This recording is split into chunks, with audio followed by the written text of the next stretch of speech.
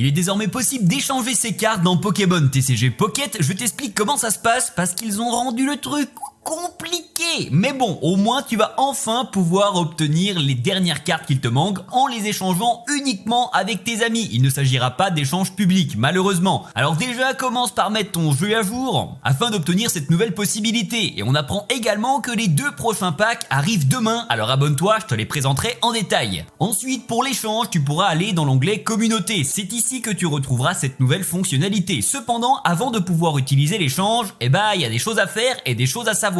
Premièrement, seulement les cartes rares sont échangeables, impossible d'échanger les cartes de base. Ensuite, pour faire des échanges, il te faudra 2 choses, des jetons d'échange et ensuite de l'énergie, car effectivement, ils ont fait en sorte de limiter un peu les échanges avec de nouveau des sabliers et du temps à attendre. Tu pourras donc faire un échange chaque jour, sauf si tu utilises les nouveaux sabliers verts pour gagner du temps. Et pour pouvoir placer une offre d'échange, il faut déjà que tu sacrifies des cartes de ton côté. C'est comme ça que l'on obtient les jetons d'échange.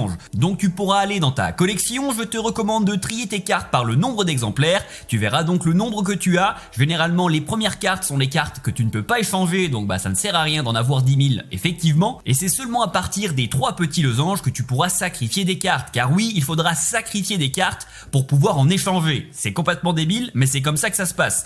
Donc sélectionne n'importe quelle carte que tu as en triple minimum et fais obtenir des objets, et tu trouveras ici les jetons d'échange. Les cartes X te donnent 125 jetons, les cartes rares avec 3 losanges 25 jetons, et les cartes 1 étoile 100 jetons. Attention à ne pas sacrifier des cartes que tu aurais besoin pour un deck par exemple. Plus tu vas avoir de jetons, plus il sera possible de demander un échange de cartes rares. Et oui, il va falloir monter au fur et à mesure, et quand tu vas faire un échange, ça va redescendre. Tu l'as compris, l'échange est particulièrement compliqué dans Pokémon TCG. Donc sacrifie un nombre de cartes jusqu'à obtenir le niveau de rareté que tu souhaites, et une fois que tu es prêt, tu vas dans la partie échange. Tu pourras donc ensuite sélectionner un ami avec qui échanger. Attention, il n'est possible de placer qu'une seule offre d'échange en même temps. Donc sélectionne bien ton ami, discute avec lui avant pour te mettre d'accord, et il a 2 jours pour accepter ton offre. Au niveau de l'offre, comment ça se passe? Tu sélectionnes simplement la carte que tu souhaites et tu vas pouvoir utiliser un certain nombre de jetons ainsi qu'une énergie pour proposer l'offre. Et ce sera à ton ami de proposer une carte en échange, tu auras le droit de l'accepter ou de la refuser, et il n'est possible d'échanger des cartes que d'une même rareté, donc il ne pourra pas te proposer un truc nul en face. Le mieux, c'est que tu lui proposes la carte dont il a besoin et qu'il te propose la carte dont tu as besoin. T'as compris le principe?